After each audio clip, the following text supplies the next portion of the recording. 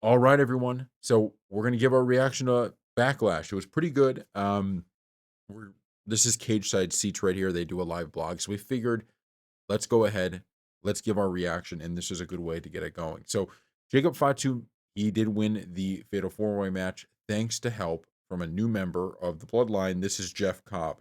Now, if you watch at the end, it looked like Jacob Fatu was not too happy with the fact that Solo helped out and that Jeff Cobb also helped out. Now, I don't know a ton about Jeff Cobb. It seems like he is a name that people know a lot of. I personally do not know a lot, but it looks like, just from what we're seeing, there's potential here for a pretty big feud between those two. And I absolutely love this. Finding a way for them to separate Jacob Fatu from Solo and from, the new bloodline and also have him, still be able to battle with them, I think is great because the fans really want to cheer for Jacob Fatu and they don't want to cheer necessarily for the rest of the bloodline. So by doing this, if they do end up going this way, I think that would do a lot, right? I think that would be great for his character and I think it would be great for the bloodline because now they can go back to really being involved and really having big feuds that don't, kind of count as Jacob Fatu. We also have obviously Damian Priest, Drew McIntyre, that feud continuing. I read something that potentially he got injured, Drew McIntyre at one point. So hopefully he's not injured because that sucks if he is. I feel like he's always putting on these good matches and then he ends up getting some kind of injury throughout it. So hopefully he's okay. But I thought it was a good match. It was really exciting. The crowd was really into kind of all of these matches. This one I thought was pretty good.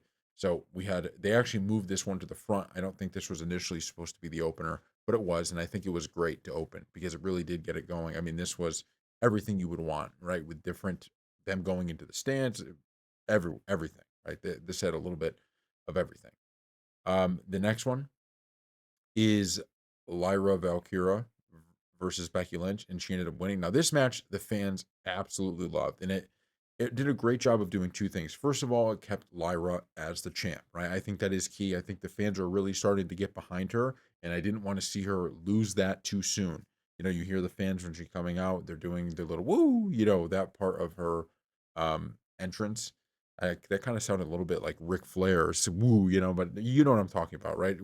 They're playing in with her entrance a little bit, which shows that they're getting behind her. And losing, I don't think would have been great, but they were able to do two things here. First off, they were able to get Lyra a win, and second, they were able to continue to build Becky as a heel. And I thought that played very well. I thought at the end the fans hated Becky. They were excited throughout the entirety of this match. No complaints, in my opinion, on this one. I liked who won. I liked how it went down. It was exciting. The fans were bought in. And this really ended up taking Becky Lynch's heel persona up even more. And that's really the key, right? We said this about her return from the jump.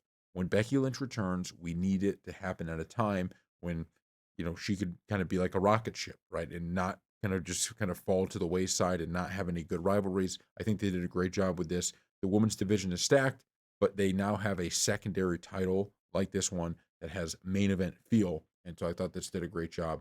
So kudos to Lyra and Becky. The next one, Dominic Mysterio and Penta. Now, Dominic Mysterio ended up winning thanks to help from El Grande Americano. We saw a little bit of, Finn Balor, maybe, not necessarily doing what he should do to help Dom win. Maybe that's going to come up. But then at the end of the day, Finn Balor actually does end up helping him win. So this has been kind of a weird story or a weird storyline because this has really been going on for what?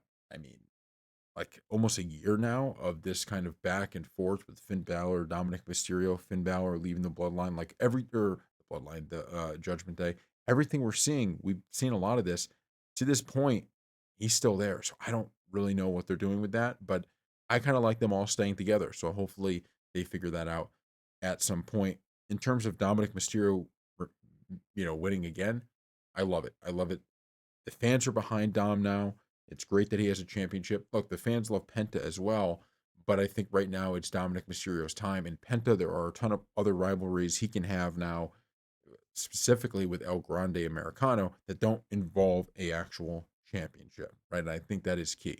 Dominic Mysterio, this title is doing a lot of good for him, so I hope they end up keeping it on him, and I think they will. Pretty good match overall, and that's not shocking. Okay, the next one, Gunther versus Pat McAfee. So this was a weird match, I gotta say. The fans were bought into it. I was bought into it, but I couldn't help but feel disappointed after the match because we didn't get a return for Goldberg. I was hoping we were going to get a Goldberg return. Clearly, we did not, but it was still pretty good. And, one of the things I loved about this pay per view as a whole was the audience was so bought into every match, and they were bought into this one. I don't know what the ending was about, where he seemed like he had a little bit of respect for Pat McAfee. It's like Gunther's, we're trying to make him a heel. I think they should keep him as evil basically as they can, and the interesting part of this, and I want to see where this goes from here, but it almost felt like this is building to something bigger, not between these two, but for Pat McAfee. It almost feels like this was more than just like a filler, because I thought maybe it was a potentially just a filler match so they can have Goldberg return, right? That's what I kind of thought. But this felt like a little bit more. It felt like they were doing a little more than you would expect with Pat McAfee's character, which I thought was quite interesting.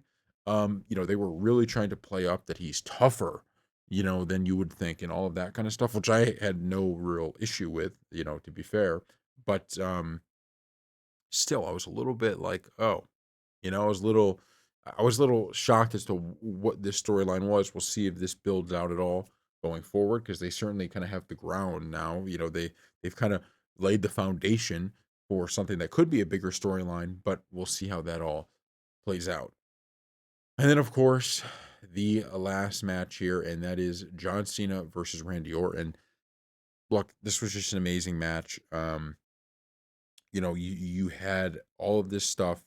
Fans were loving it. You had Orton taking out basically, referees, Orton taking out people from backstage, including the SmackDown GM, Cena cheating. Cena at the end of the pay-per-view ends up actually attack or getting on the mic and attacking the fans again and talking about being the last champion.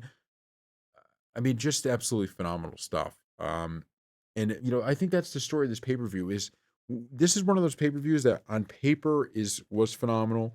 Watching it was phenomenal. There wasn't a ton of shock here, right? And I think that sometimes that's one of the weird things with professional wrestling is that if there's no shock, then even a really good pay-per-view doesn't feel like a phenomenal pay-per-view.